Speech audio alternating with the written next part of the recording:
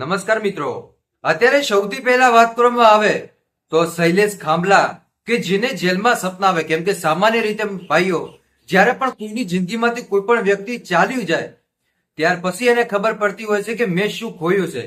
અને એવી જ રીતે શૈલેષ ખાંભલાએ પોતાના પરિવારની હત્યા કરી નાખી. એક પ્રેમિકાને પામવા માટે આ માણસે બધી હદ વટાવી નાખી. પોતાની પત્ની સહિત 2 સંતાનોની હત્યા કરી નાખી. આ હત્યાથી આજે આખું ગુજરાત દુખી છે. કેમ કે એને એના સંતાનો સામે પણ ન જોયું. મિત્રો, તમને ખબર છે જ્યારે ઘર હોય ત્યાં સામાન્ય રીતે ઝઘડા થતા હોય છે, પણ આ ઝઘડાનું આવું પરિણામ આવશે એ કોઈને ખબર પણ નહોતું. અને આવું પરિણામ આવ્યું જ્યારે કોઈ ત્રીજું વ્યક્તિ શૈલેષની જિંદગીમાં આવ્યું. જી હા મિત્રો, તમને બધી માહિતી આપવાની કોશિશ કરવાનું છું, એટલે ખાસ કરી અને વિડીયો તમે અંત સુધી જોતા રહેજો. વિડીયોની શરૂઆત કરીએ એની પહેલા ખાસ કરી વિડીયોને એક લાઈક કરજો.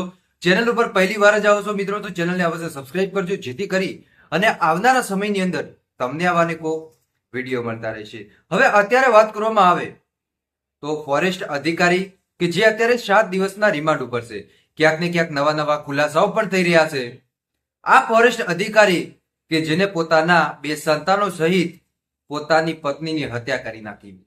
હત્યા કરવા પાછળનું કારણ પણ સામે આવ્યું, એક પ્રેમિકાના કારણે.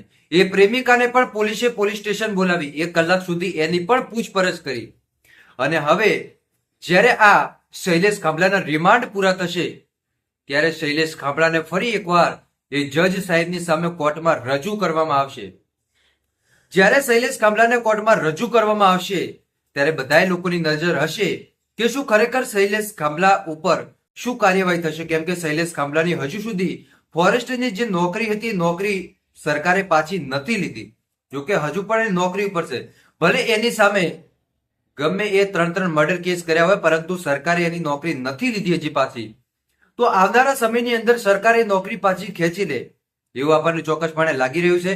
બાકી આગળના સમયની અંદર આપણને જે કાંઈ પણ માહિતી મળશે ચોક્કસપણે વિડીયોના માધ્યમથી માહિતી આપવાની કોશિશ કરીશું. બાકી મળીશું આપણે નવા વિડીયોમાં નવા ટોપિક સાથે. ત્યાં સુધી બધાને જય માતાજી, જય દ્વારકાધીશ. આગળ પણ આવવાનો સપોર્ટ કરતા રહેજો. ધન્યવાદ.